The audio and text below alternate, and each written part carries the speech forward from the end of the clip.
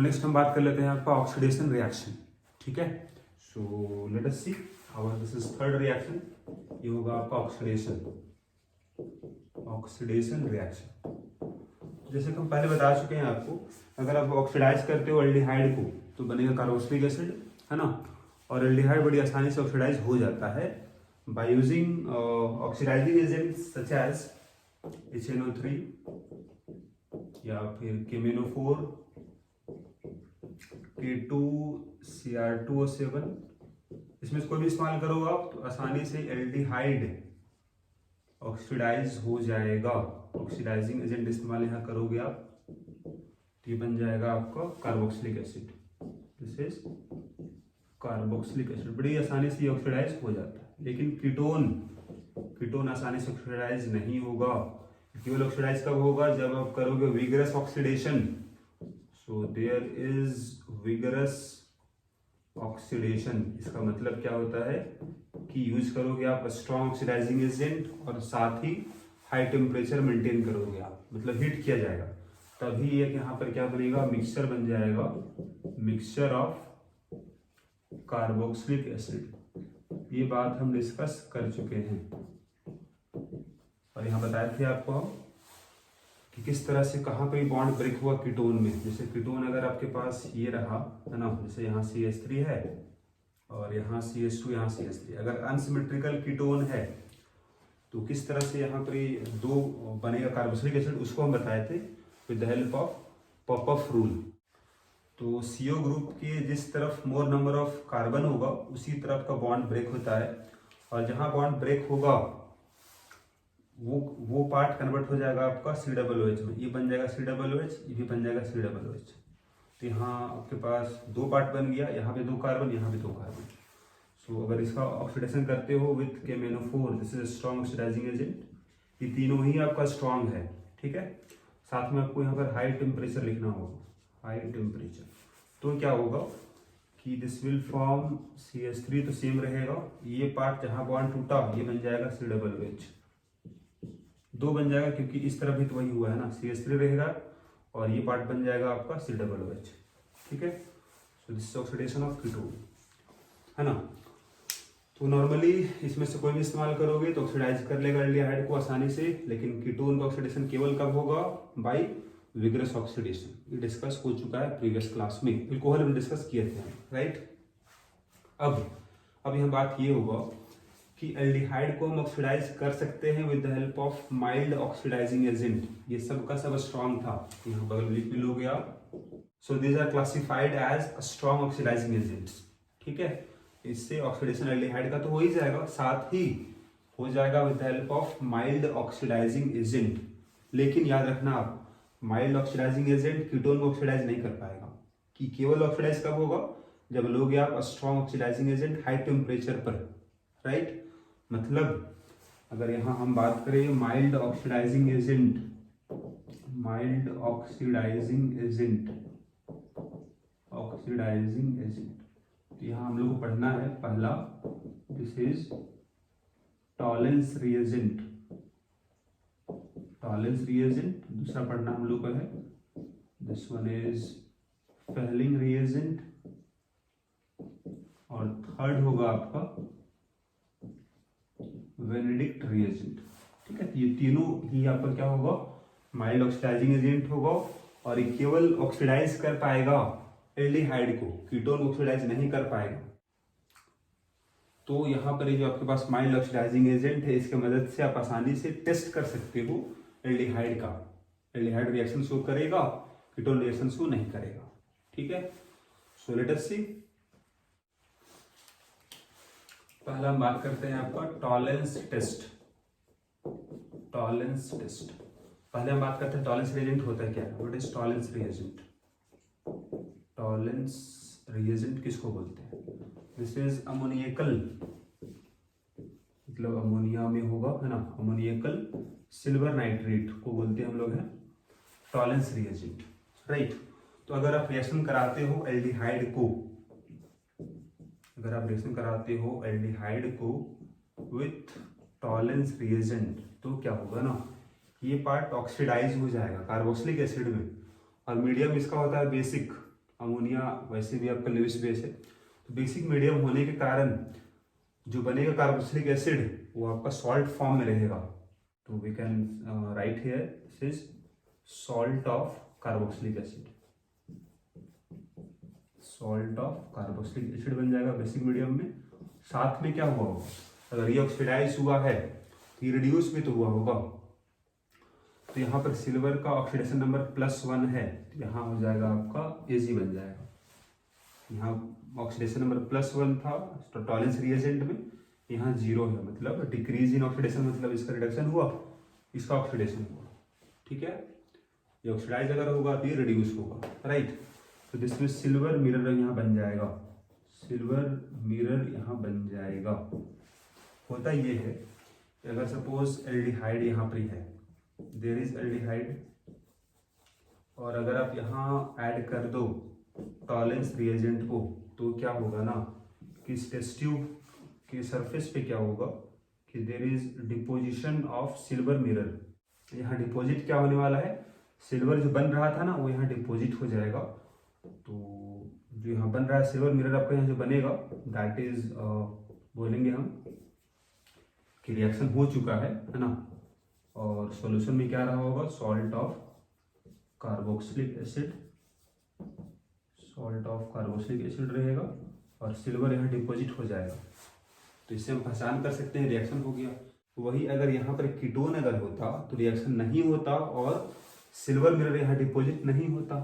ठीक है, तो ऐसे हम टेस्ट कर सकते हैं आपका एल्डिहाइड का, राइट, इसीलिए इसको हम बोलते हैं टॉलेंस टेस्ट। अब रिएक्शन क्या होगा उसको जरा देखें। जैसे मान लेते हैं एल्डिहाइड अगर है, एल्डिहाइड होगा इसका मतलब RCHO प्लस टॉलेंस रिएजेंट का मतलब क्या हो गया, अमोनियकल AgNO3। तो यहाँ लिख लेते हैं हम लोग, this is ammoniacal AgNO3, this is Tollens reagent.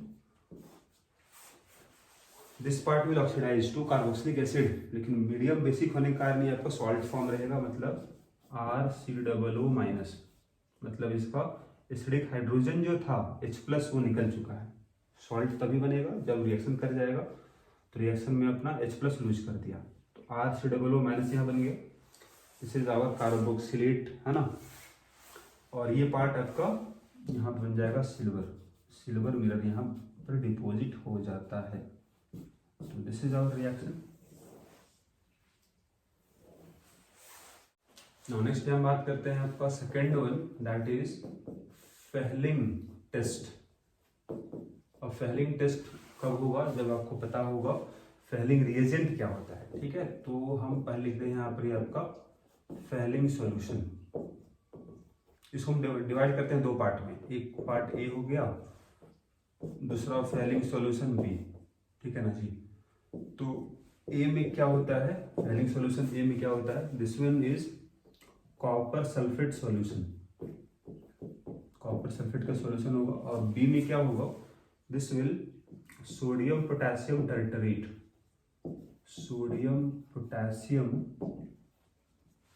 टर्टरेट, sodium potassium tartrate, या फिर इसको हम बोलते हैं this is known as Rochelle salt. तो यहाँ पर फेहलिंग सॉल्यूशन ए जो होगा, this one is aqueous solution है, यहाँ पर आप this one is aqueous copper sulphate solution है। और सोडियम पोटेशियम टाइट्रेट जो आपका सॉल्ट है, this one is alkaline, this is alkaline. तो यहाँ भी मीडियम बेसिक हो गया आपके पास, right.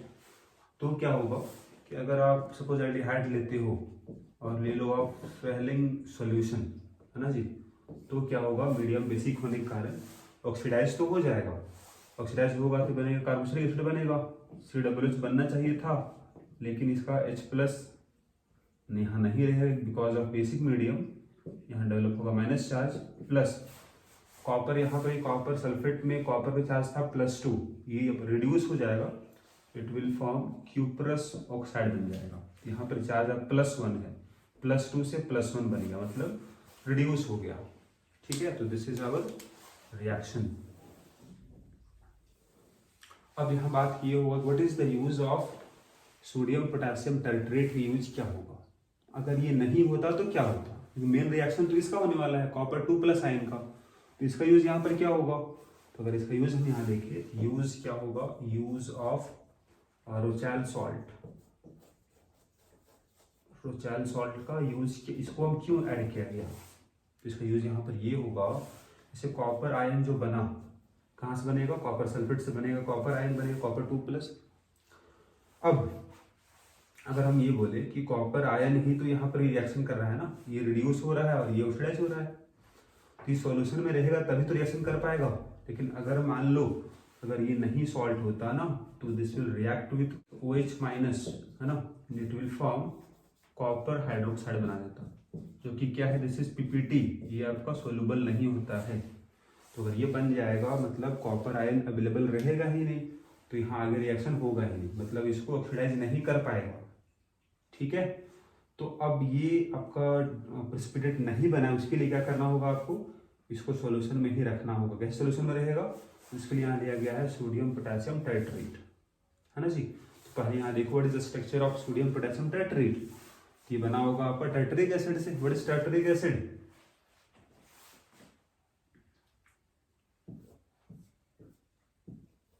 This is the structure of tartaric acid,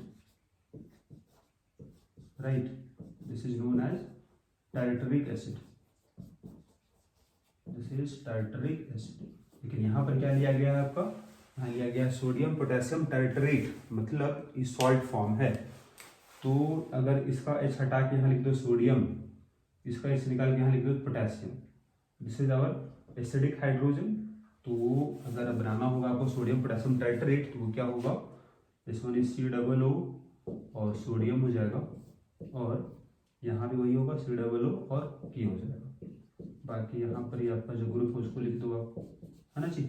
तो अगर ये सॉल्यूशन में प्रेजेंट होगा तो ये क्या करेगा ना, this will make complex with copper ion, copper में भी चार्ज +2 है, और यहाँ भी अगर सोडियम और पोटेशियम अगर हट जाए तो यहाँ भी चार्ज डेवलप क्या हो जाएगा, -2 डेवलप चार्ज इसमें होगा। ठीक है ना, यहाँ एक माइनस यहाँ डेवलप होगा। तो this will make complex with copper ion, और सोल्यूशन में इसको रहने में मदद करता है दिस टाइट्रेट आयन। ठीक है ना, इसीलिए यहाँ लिया जाता है आपका सोडियम पोटेशियम टाइट्रेट, राइट। और यहाँ पर ध्यान देना आप कि इस वाले केस में जो बन रहा है आपका क्यूपरस ऑक्साइड जो बन रहा है, this one is red brown colour, इसका कलर होता है रेड ब्राउन PPT बनता है। So because of formation of red brown PPT, यहाँ से आप ये पता लगा सकते हो कि एल्डिहाइड ही था जिसका रिएक्शन होने के बाद आपका बना हुआ क्यूपरस ऑक्साइड बना होगा। अगर यहाँ कीटोन होता तो रिएक्शन नहीं होता। ठीक है, तो ये भी एक आपका टेस्ट रिएक्शन हुआ किसका, एल्डिहाइड का, राइट। अब यहाँ एक नोट ये होगा आपके पास कि एरोमेटिक एल्डिहाइड अगर होगा, aromatic aldehyde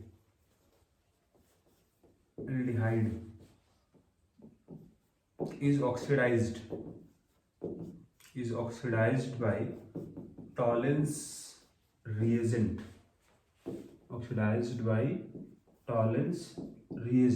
but failing solution will not oxidize aromatic aldehyde. ऐसा क्यों, व्हाट इज द रीजन, यहाँ रीजन इसका ये बोलोगे आप कि अगर हम बात करें टॉलेंस टेस्ट में, है ना जी, टॉलेंस टेस्ट जो हुआ था वहाँ रिएक्शन ये होगा। तो रिएक्शन में यहाँ पर ये हुआ था कि एल्डिहाइड ऑक्सीडाइज हुआ था और टॉलेंस रिएजेंट रिड्यूस हुआ था। टॉलेंस रिएजेंट में क्या था, Ag+ था, Ag+ से क्या बना था, ये Ag बन गया था।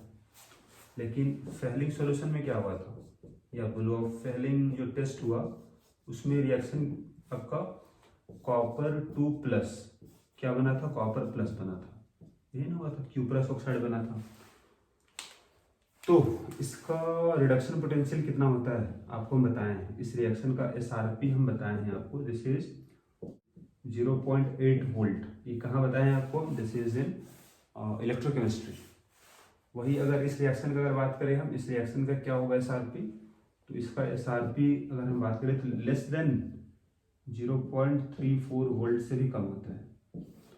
तो जिसका SRP ज़्यादा होगा और रिएक्शन जल्दी होगा, मतलब ये एक बेटर ऑक्सीडाइजिंग एजेंट है देन दिस वन। इसीलिए ये आपका ऑक्सीडाइज कर पाता है एरोमेटिक एल्डिहाइड को भी, लेकिन फेलिंग सॉल्यूशन ऑक्सीडाइज नहीं कर पाएगा एरोमेटिक एल्डिहाइड को। राइट, इसको आप नोट डाउन कर लोगे। नेक्स्ट हम यहाँ बात कर लेते हैं आपका, that is third one, this is Benedict reagent. ठीक है ना।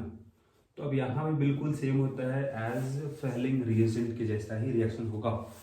तो अगर एल्डिहाइड है तो यहाँ भी अगर इसका रिएक्शन हो विथ वेनेडिक्ट रिएजेंट, अब ये क्या होता है, so this one is aqueous copper sulphate, और साथ में इसमें होता है आपका this is sodium citrate, sodium citrate होता है। राइट, तो इसके प्रेजेंस में यहाँ पर reaction this is Benedict reagent यहाँ लेना पड़ेगा, ये पार्ट ऑक्सीडाइज हो जाएगा, this is RCOO minus, salt form में रहेगा बेसिक मीडियम में, और ये आपका बन जाएगा आपका यहाँ पर कॉपर 2+ जो था, this will form CO2, this is red brown PPT, red brown PPT बन जाएगा। तो इससे आप आइडेंटिफाई कर सकते हो कि रिएक्शन एल्डिहाइड का हुआ था, अगर कीटोन का होता तो रिएक्शन नहीं होता।